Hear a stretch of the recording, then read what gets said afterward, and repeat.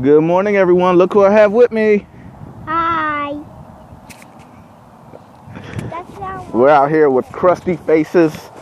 My hair, I shaved it for Resurrection Day, Sunday. And we're out here in the blistering cold. Kind of rolled out of bed. Temperature dropped significantly. But it's okay. A man let us pick a flower on the way out. He saw my daughter and he said she could pick a flower. We left the tulips because there were just two. And we're passing pine trees right now. Today, we're going to talk about the master-built 20-inch bullet. I love it. You hear the remix back here? Anyway, it's really easy to clean. I think you'll like the video. If you're looking for a bullet smoker on a budget and don't want to spend Weber Smoky Mountain prices, this one might be the one. This is for you backyarders, my backyard people. This is for you. Enjoy this video. Have fun. Stay safe. Stay safe. Stay safe. All right, there it is, y'all. It's the intro. D's cute. It's the intro. It's time to eat. It's the intro. D's cute. It's the intro. What time is it? It's time to eat. Daddy, maybe you should stick to cooking. All right, let's go eat. Hey, backyard barbecuers. This is Big D from D's Cute Backyard Barbecue. Today, we are going to talk about the Char-Broil 20-inch bullet smoker. I'm really excited about this particular one because for convenience purposes, when it comes to anything other than a nice clean burning stick burner for true taste, the bullet has captured my heart for convenience because I love meats that require longer cooks, and I'm getting old and I don't necessarily that's my boy. I don't necessarily like getting up every hour, especially when I have to cook through the night. So I'm going to talk about this one.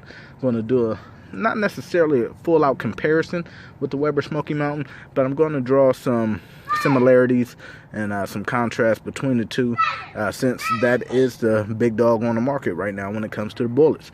So give me a second. I'm going to pull out one of the 18-inch Weber Smoky Mountains so we can compare a little size. And we're going to flex a little metal on this one to show you guys the metal quality. Then I'm going to season it so that we can get an idea on how it holds smoke and, whether it leaks, without modifications and stuff like that. So that will be the true test for me. So give me a second.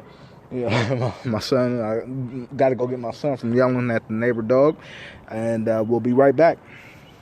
You guys won't know it because it will be a second, right, man?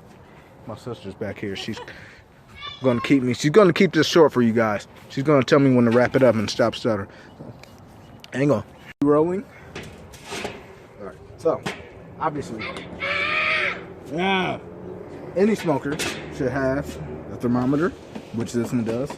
But that's not what we're going to talk about. We are going to talk about the strength. So for this size smoker, this thing was it retails for $229 if you go to Char-Broil's website. So I'm a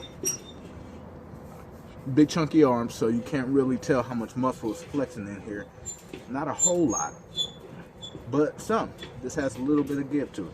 But I do want to let you know that it's not as thick, I don't believe, as the Weber. So, when you look at the Weber, so off the bat, that is, see, I'm not moving that.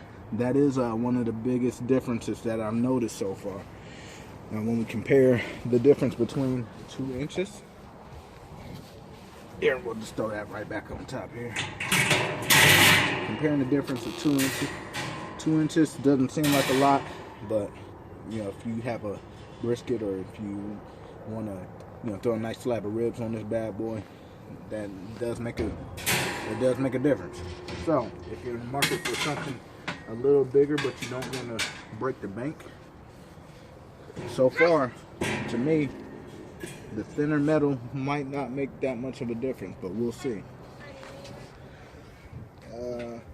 While I have somebody here willing to work the camera, is there anything else that I need to... Nah, I think that's it. Let's move on to the next thing. Alright, so starting out with the particulars, it comes really...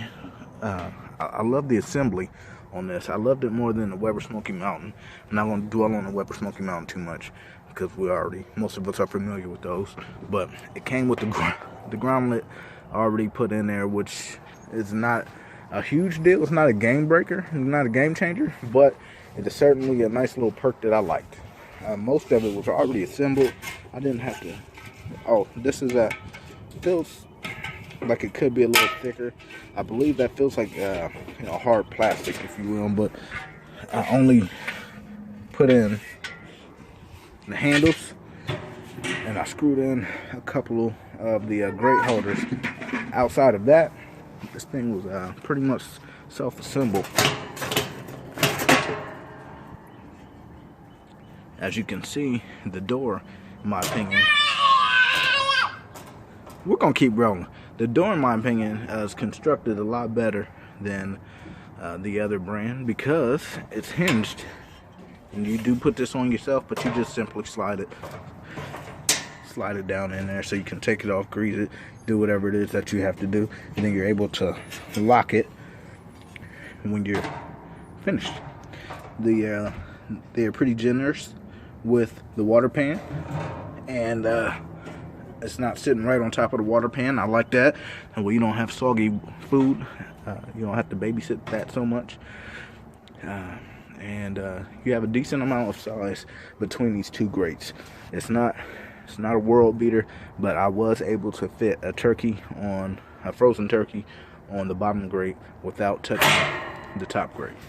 And there was enough clearance from the top grate in the lid. So that's pretty cool. You have enough room between the fire grate and water dish. Here's what I think is cool.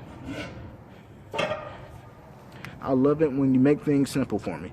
So with this particular one, you are able to basically follow a guide and control the fire that way. The ash container, well, hold on. I'm going to put this on pause. I'm going to flip this bad boy over so that you guys can see the bottom. Hang on. Okay, so the charcoal grate is pretty sturdy. Charcoal rings, generously sized. Ash pan is surprisingly sturdy. Not surprisingly, it's sturdy. Then the little contraption that I was talking about works the airflow for you, so it all works out pretty well. Well, convenient wise. We're going to see how efficient this thing is here in a second. We're about to get this burn on. Alright, y'all, give it a quick sec. Alright, ladies and gentlemen, I got the fire started, put a generous amount of off-brand canola oil in here, and we're just going to go ahead and make sure that has a good coat to it as well. Make sure that everything is properly represented. We're going to build this back up and we're going to let it go. I threw a stick on here to hopefully create a lot of, not a lot, but an okay amount. I'm opening this up as well so it can get nice and hot. But put a stick on here so that it can go ahead and get a nice amount of smoke so that when we shut this thing up, we can see exactly how much smoke escapes. So, hang on. Alright, backyard barbecuers. This is the check-in that I was talking about. We are going to get an idea on how much smoke is coming out of this thing. As you can see, we have some vapor. It is a little chilly out here, but nonetheless, that would indicate either smoke or heat escaping from this. So as you can see, there's a little coming from in between the lid, and a definitely a noticeable amount coming from the door here. So I'm assuming that if you have a few gaskets, you can kind of patch that up.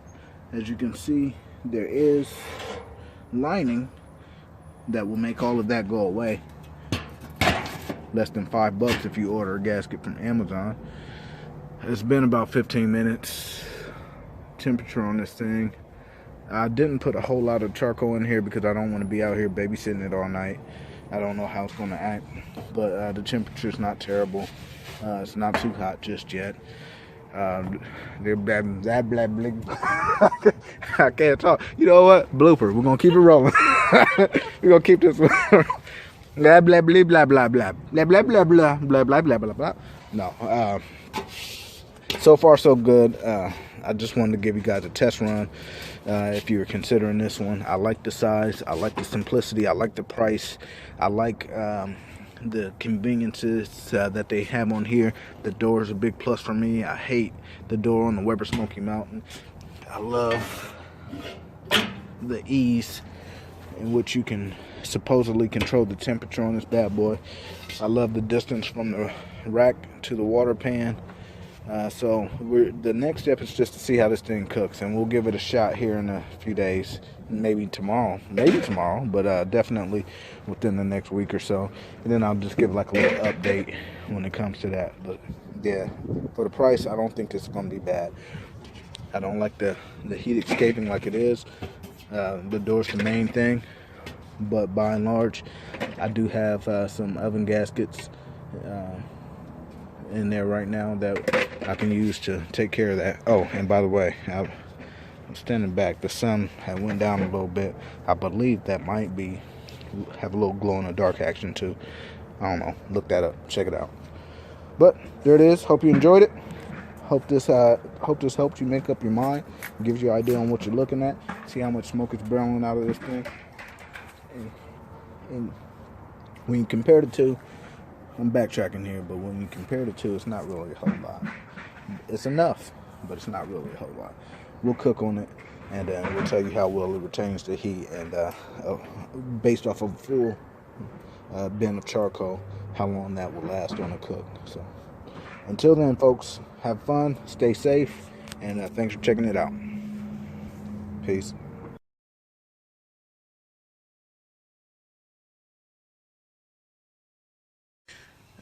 All right, my backyard barbecuers. All right, so the temperature got a little high on me.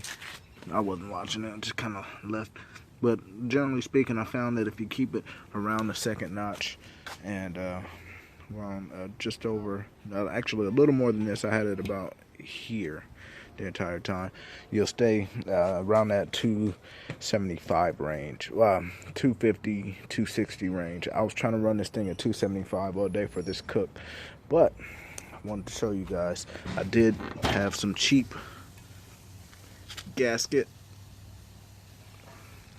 oven gasket left over from Lava Lock, a few bucks online. Worked like a charm. It knocked out virtually all of the excess smoke that I was telling you about. This thing held 275 and up for almost 9 hours, about 9 hours before the temperature started to drop. And I added a little more charcoal to it. I imagine if I smoke around normal temps, 225, 250, that it would do much better than that.